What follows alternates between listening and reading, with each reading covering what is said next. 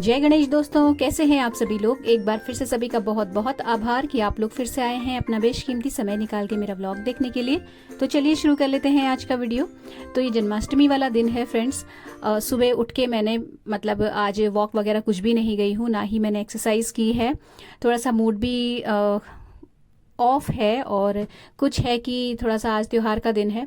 वैसे मैं walk skip नहीं करती, एक बारी को एक्सरसाइज छोड़ भी देती क्योंकि वॉक से मेरा थोड़ा सा ना माइंड फ्रेश हो जाता है।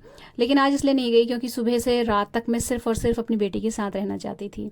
वो भी आज जल्दी उठ गई है मॉर्निंग में और अपने कमरे में पैकिंग का बचा हुआ काम कर रही है। कुछ उसके पेपर वर्क बचा हुआ है उसको निपटा रही है।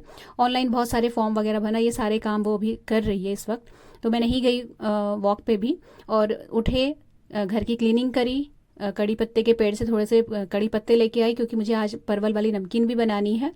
और उसके बाद नहाने के बाद फिर यहाँ आ गई मैं सीधे किचन में। तो सबसे पहले भगवान जी के कान्हा जी का पाक बनाने का काम होगा। तो देसी घी लिया है और उसमें मखाने रोस्ट होने के लिए रख दिए हैं। तो वैसे तो मखाने जो होते हैं ना छोटे छोटे काट के भी हम भून सकते हैं, लेकिन मैंने ना लास्ट एक दो बार मखाने कट करने के बाद पाक बनाया था। तो जब पाक बन जाता है तो उसको ना कट करने में दिक्कत होती है, मतलब उसके पीस निकालने में दिक्कत होती है जब मखाने के साइज़ बड़े बड़े बीच में आते हैं तब। तो फिर उसका मैंने एक सोल्यूशन ये मुझे समझ में आया कि मखाना जो है उसको अच्छे से भून के मिक्सी में बस एक दो बार घुमा लो तो बहुत छोटे पीस भी नहीं होते हैं और बहुत बड़े पीस भी नहीं रहते हैं। जो बर्फ़ी है इजीली कट जाती है, चाकू के बीच में बार बार मखाना नहीं आता है। तो इसीलिए जो है मखाना मैं पहले भून लूँगी। और इधर मैं भिगा रही हूँ दाल और चावल। तो हम सबका तो व्रत है, मतलब मेरा और मेरे हस्बैंड का। लेकिन बेटी जो है उसका मैं आज लंच बनाऊंगी। तो थोड़ी सी मिक्स दाल मैंने भिगो दी है, ज़रा सी, बस एक कटोरी उसके लायक, 1 से 1.5 कटोरी। और थोड़े से उसी के लायक चावल भिगो दिए हैं। वो भी वैसे जन्माष्टमी और शिवरात्रि दोनों दिन का फास्ट रखती है, लेकिन आज मैंने ही उसे मना किया कि कल तुम्हें चले जाना है, आज तुम्हारा आखिरी दिन है घर में, तो अपना घर का खाना खा लो। तो फिर उसका जो है मैंने दाल चावल भिगो के रख दिया। दूसरी कढ़ाई में, क्योंकि मैं यहाँ मखाने के लिए खड़ी ही हूँ, तो दूसरी जो कढ़ाई है उसमें मैंने सरसों का तेल डाला और उसमें मूंगफली जितनी भी थी मैं लेके आई थी वो पलट दी। धीमी आंच में मूंगफली भी सिकती रहेगी। और परवल वाली नमकीन बनानी है एक्चुअली। जो ये पाक बनता है ना वो जन्माष्टमी वाला, ये मैं अपनी बड़ी बेटी को जयपुर भेजती हूँ हर साल, और आज भी भेजूँगी। तो सिर्फ पाक नहीं भेजूँगी क्योंकि पार्सल जाएगा तो 2-3 चीज़ें और बना के उसके लिए मैं पैक कर दूँगी शाम तक। और आज ही पार्सल भी कर दूंगी, जिससे कि क्योंकि अगले दिन मुझे निकलना है दिल्ली छोटी वाली बेटी को छोड़ने के लिए। तो उस वहाँ मुझे 2-3 दिन लगेंगे और वहाँ से आने तक फिर पाक भी 2-3 दिन पुराना हो जाएगा और पार्सल जयपुर पहुँचते पहुँचते 3-4 दिन लग जाएंगे। तो पूरा का पूरा एक हफ्ता डिले हो जाएगा अगर मैं आज नहीं भेजूँगी। तो मेरा प्लान है कि मैं शाम को ही उसका पार्सल बना के पैक करके भेज दूँगी। ये जो मखाने थे ये अच्छे से कुरकुरे हो गए ना, तो मैंने इनको ठंडा होने के लिए निकाल दिया। और जो मूंगफली थी वो भी धीमी आंच में इतनी देर में सिक गई। फिर मैं आ गई हूँ यहाँ जो है अपना पूजा पाठ करने के लिए। तो मंदिर की डीप क्लीनिंग तो मैं कर ही चुकी हूँ, उसका जो व्लॉग है वो मैंने आपके साथ शेयर कर दिया है कि किस तरीके से मैं अपने मंदिर की डीप क्लीनिंग करती हूँ। तो आज बहुत ज़्यादा काम तो था नहीं, बस ऊपर ऊपर साफ़ करना था। भगवान जी का जो आसन है पुराना वाला वो निकाल दिया, वहाँ पे पोंछ के अच्छे से नया आसन धुला हुआ साफ बिछा दिया। मूर्तियों को पोंछा और ये जो फ्रेम होते हैं इनको पोंछा और मूर्तियों को स्नान कराया। उसके बाद सबको टीका, रोली, चंदन ये सब लगा के फिर यहाँ पे जब कोई ख़ास दिन होता है या कोई त्योहार वाला स्पेशल बड़ा दिन होता है, उस दिन मैं भगवान जी को कोशिश करती हूँ कि अपने ही हाथों से माला पिरो के पहना दूँ। तो जितना भी समय जैसा भी होता है उस हिसाब से पूजा की जाती है। तो भगवान जी की पूजा में और सेवा में मुझे 1 घंटा लगा और उसके बाद मैं वापस आ गई हूँ किचन में उनका पाक बनाने के लिए। तो इसका भोग तो वही लगेगा रात को ही जब उनका जन्म होगा, लेकिन जो बेटी का पार्सल जाएगा उसको मैं ऐसे ही भेज दूंगी। मतलब भगवान जी के भोग की जो थाली है उसे निकाल दूंगी और उसमें से जो है बेटी की जो पाक वाली जो मिठाई है वो मैं उसको शाम को ही भेज दूंगी। तो अब जो है ये कढ़ाई में मैं बीज गरम कर रही हूँ। ये खरबूजे के बीज हैं, मस्क मेलन सीड्स जो होते हैं। और इसको भुनने में ज़्यादा टाइम तो लगता नहीं है, फटाफट से हो जाते हैं। और इतनी देर में मैंने यहाँ पे जो दाल है वो भी साइड में चढ़ा ली, जिससे कि दाल और चावल, क्योंकि चावल भी सेम प्रेशर कुकर में बनेंगे और दाल में भी मुझे टाइम से तड़का लगा के इसको खाली करना है और इसी में मैं चावल भी चढ़ाऊँगी। तो वो जो है दाल मैंने प्रेशर लगने के लिए रख दी। तो जैसे ही बेटी को लगेगा कि भूख लग रही है, क्योंकि आज जब बच्चे जाने वाले होते हैं ना बिल्कुल अलग दुनिया में, घर से पहली बार निकलते हैं, तो वो भी नर्वस हो रहे होते हैं और भूख प्यास सब गायब हो जाती है। लेकिन मैं उसे खिलाई बिना तो मानूंगी नहीं। तो उसका जो दाल चावल है वो भी बन रहा है यहाँ पे। जो मेलन सीड्स थे वो अच्छे से गर्म हो गए, तो फिर मैंने उसी कढ़ाई में जो कोकोनट ग्रेट करके लास्ट डे रखा हुआ था, लास्ट डे का जो व्लॉग गया है उसमें आपने देखा था, वो भी उसी कढ़ाई में पलट दिया। हल्का सा कुछ मिनट उसे भी रोस्ट करूंगी। और यहाँ मैंने इस 2-3 इलायची कूट ली थी और उसी में मैंने थोड़ा सा जो जायफल है उसको भी घिस लिया, तो ये भी मैं पाक में डालूंगी। और जो जो चीज़ें भुनती जा रही हैं देसी घी में मैं रोस्ट कर रही हूँ सबको, वो सब कुछ एक एक एक परात में मैं इकट्ठा करती जा रही हूँ और एक पेपर नैपकिन की हेल्प से कढ़ाई को पोंछ रही हूँ, जिससे कि मुझे बार बार वॉश ना करना पड़े। और जब कढ़ाई खाली हो जा रही है अच्छे से, तो फिर उसे वापस से गर्म करके उसमें दूसरी चीज़ भून रही हूँ मैं। तो यहाँ पे भुनाई का काम हो गया ऑलमोस्ट ख़त्म। और फिर जो है मैंने इस पूरे मिश्रण को अच्छे से मिला दिया। तो ज़्यादा तो मैं इसको इसलिए भी मिला रही हूँ क्योंकि इसमें जायफल का पाउडर और इलायची जो है उसका पाउडर अच्छे से मिल जाए, जिससे कि बर्फ़ी में एक एक टुकड़े में जायफल का और इलायची के पाउडर का स्वाद और खुशबू आ जाए। तो अच्छे से मिलाया जा रहा है यहाँ पे। और ये जो कोकोनट ग्रेट करने का काम है, ड्राई फ्रूट चॉप करने का, मखाने वगैरह का जो भी काम है ना, मैंने लास्ट डे ही कर लिया था। अब ये मिश्रण जो है ज़्यादा है, मतलब इतनी मिठाई जनरल वे में मैं बनाती नहीं थी, लेकिन अब जब से बच्चों को भेज रही हूँ तब से मैं थोड़ा सा ज़्यादा बना रही हूँ। तो अब ये कढ़ाई में मैंने पाक बनाया। वैसे मैंने ये जो पाक बनाया, ये सॉरी चाशनी जो बनाई थी, ये तार वाली चाशनी बनाई थी, लेकिन यहाँ पे मुझसे थोड़ी गड़बड़ हुई। तो ये जो मिश्रण है ना ड्राई फ्रूट्स का, इसको मैं 2 बैचेस में करके बनाऊंगी, क्योंकि वैसे कढ़ाई इतनी छोटी नहीं है कि ये पूरा मिश्रण एक बार में ना आ पाए, लेकिन इसलिए कर रही हूँ कि जिससे कि अगर बाई चांस एक बारी का, पहली बारी का थोड़ा सा भी फेल होता है या कुछ दिक्कत गड़बड़ कुछ भी होती है तो मुझे समझ में आ जाए, फिर मैं अगला बैच ठीक से बनाऊँ। और वही हुआ। जो पहला बैच था वो बना तो ठीक, लेकिन ना वो थोड़ा ज़्यादा खिल सा गया, मतलब अगर मैं उसे जमाती तो जम जाता, लेकिन फिर वो चूरा चूरा होने लगता मतलब उसको जो बर्फ़ी होती है ना उसे काटने में। तो फिर मैंने क्या किया, यहाँ पे फिर से थोड़ी सी चाशनी अलग पतीले में बनाई, पतली थोड़ी सी पतला करा मतलब उसको। और ये जो चाशनी बनेगी ये दूसरे बैच के लिए भी मैं इसी में बना लूँगी, और थोड़ी सी चाशनी इसमें से निकाल के मैं कढ़ाई में पहले वाले मिश्रण में मिलाऊंगी, जिससे कि जो कंसिस्टेंसी है बर्फ़ी वाली वो आ जाए, जमने वाली। तो खैर पहला जो बैच था वो मैंने बना लिया था और दूसरा बैच भी मैंने बना लिया था। और यहाँ पे जो है दाल भी छौंक ली। तो जब मैंने कट की ना बर्फ़ी, तो जो पहला वाला बैच था वो थोड़ा सा ड्राई बना था और दूसरा वाला बैच बिल्कुल परफेक्ट बना था, काटने में भी इजी, सॉफ्ट भी बना था, मतलब हर तरीके से अच्छा था। थोड़ा सा गड़बड़ पहले वाले में हुई थी। तो ये दूसरी वाला जो बैच है वो मैंने यहाँ पे सेट करने के लिए रखा हुआ है, और पहला वाला जो है मैं कट करके यहाँ पे खाली कर चुकी हूँ। तो पीसेज अच्छे से कट हो गए थे, लेकिन वो चीनी ज़्यादा होने की वजह से थोड़ी सी कड़क हो गई थी बर्फ़ी। तो अब जो है यहाँ पे मैं जो दूसरा वाला बैच है, अब दाल जो है वो छोंक दी है और चावल चढ़ा दिए हैं प्रेशर कुकर में। तो अब थोड़ा सा फ्री हो गई थी, तो यहाँ पे अब आके मैं पानी पी के थोड़ा सा अपने को ठंडा कर रही हूँ। और उसके बाद जो है ये बर्फ़ी जो थी, थोड़ा सा इसको देर हो गई है मैं पलटे हुए इस थाली में, तो अब मैं इसके पीस कट कर लूँगी। और पीस कट करने से पहले मैंने चाकू से इस पर हल्का हल्का सा मतलब कट कर दिया था, जिससे कि जब मैं इसको अच्छे से कट करूँ तो मतलब बिखरे ना, टूटे ना, और अच्छे से एक पीस निकल जाए। तो पहले से निशान लगा लो ना, तो उससे ये रहता है कि आप जब कट करते हो, जब बर्फ़ी अच्छे से जम जाती है ना, तो आपको कट करने में ज़्यादा ताकत नहीं लगानी पड़ती, चाकू अच्छे से अंदर नीचे तक चला जाता है पहले से ही अगर निशान लगे हुए हों। मतलब जब बर्फ़ी नहीं जमी रहती उस वक्त जब निशान लगा लो तब। तो यहाँ पे मुझे फिर दिक्कत नहीं हुई, मैं जब कट कर रही हूँ तो आसानी से एक एक पीस बहुत इजीली निकल जा रहा है। और क्योंकि जो थाली है उसमें भी मैंने घी अच्छा खासा क्वांटिटी में डाल के अच्छे से ग्रीस कर लिया था थाली को भी, और उसकी जो साइड्स होते हैं उसको भी, तो मुझे बर्फ़ी निकालने में ज़्यादा प्रॉब्लम नहीं हुई। बर्फ़ी निकालने में मुझे जो दूसरा वाला पहला वाला बैच है उसमें भी दिक्कत नहीं हुई, लेकिन वो थोड़ी सी हार्ड बन गई। तो यहाँ पर वही काम चल रहा है। और चल रही है मन में उधेड़ बुन कि कल जाना है, तो थोड़ा सा अभी टेंशन भी है काम की, क्योंकि अभी मुझे बर्फ़ी बनानी है, उसके बाद फिर मुझे बेटी को खाना वगैरह देना है, पैकिंग का काम भी पैरेलल चलता रहेगा, और उसके बाद मुझे फिर परवल वाली नमकीन बनानी है, देन लास्ट में मैं मठरी बनाऊंगी, उसके बाद रात का डिनर भी देखना है।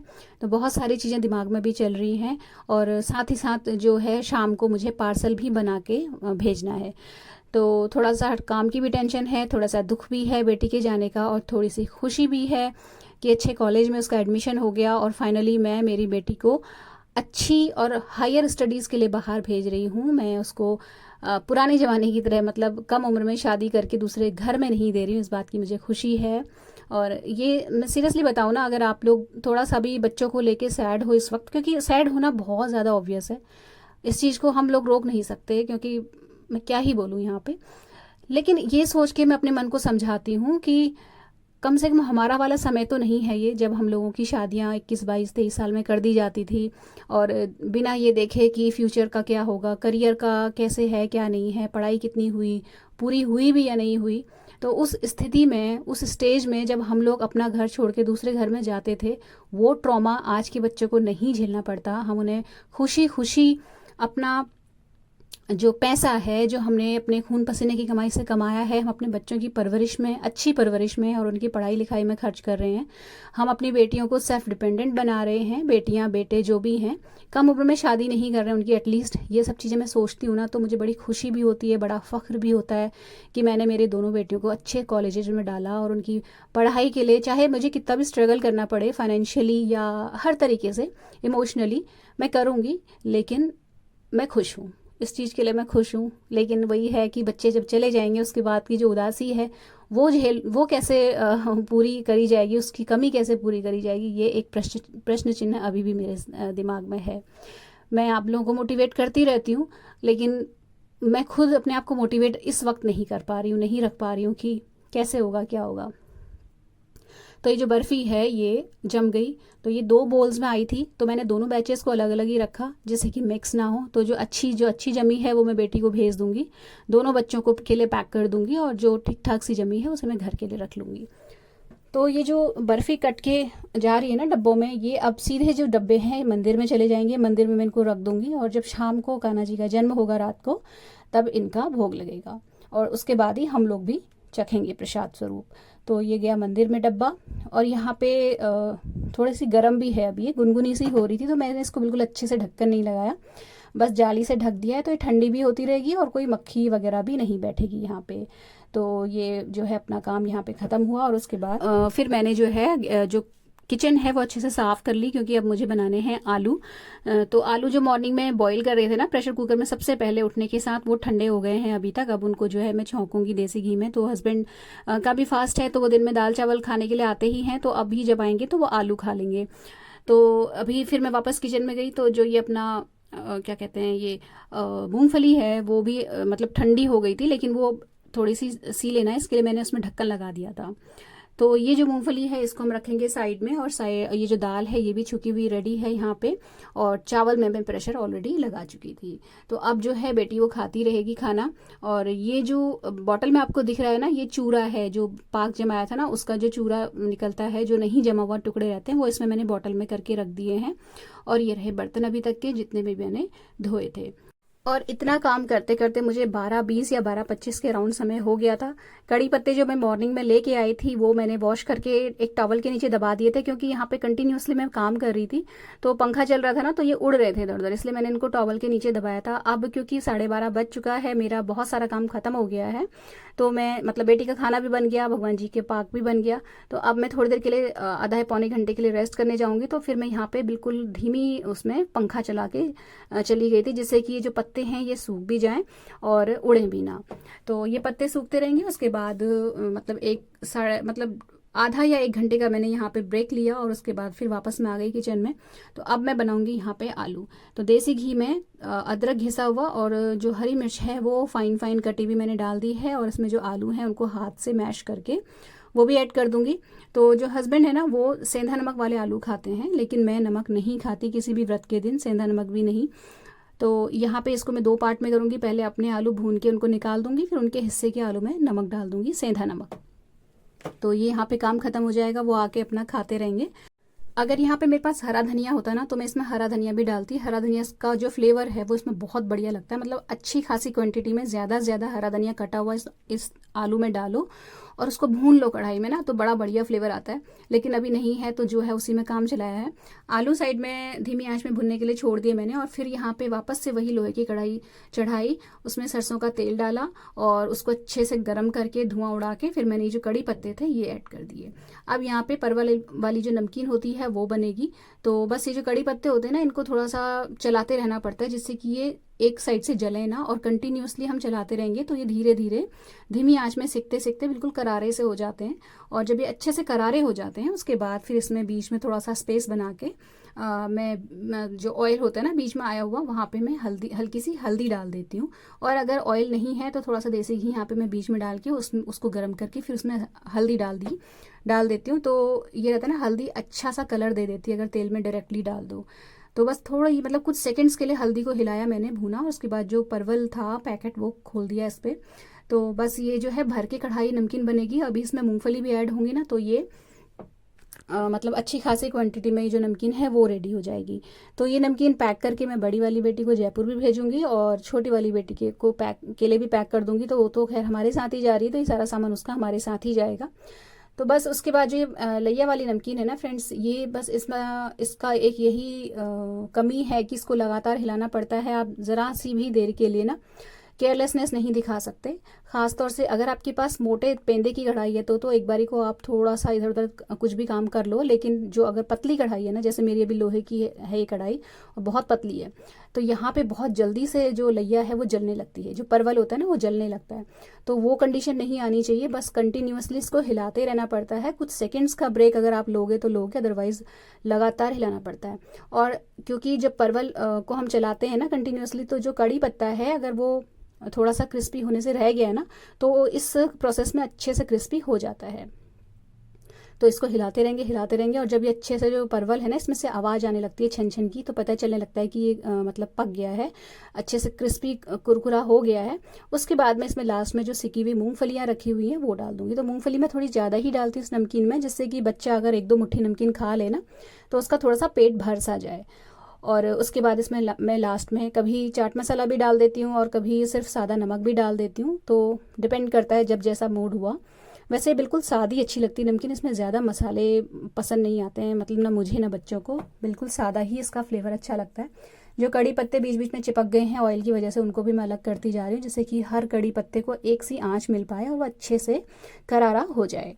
लास्ट में फिर मैंने इसमें मूंगफली ऐड कर दी और गरम गरम परवल में ही नमक मिला दिया जाता है, जिससे कि वो अच्छे से चिपक जाता है। अगर ठंडी हो गई नमकीन उसके बाद अगर आप नमक या मसाले मिलाओगे ना, तो वो फिर ना कोट नहीं होते हैं, बिल्कुल नीचे तले में जाके बैठ जाते हैं।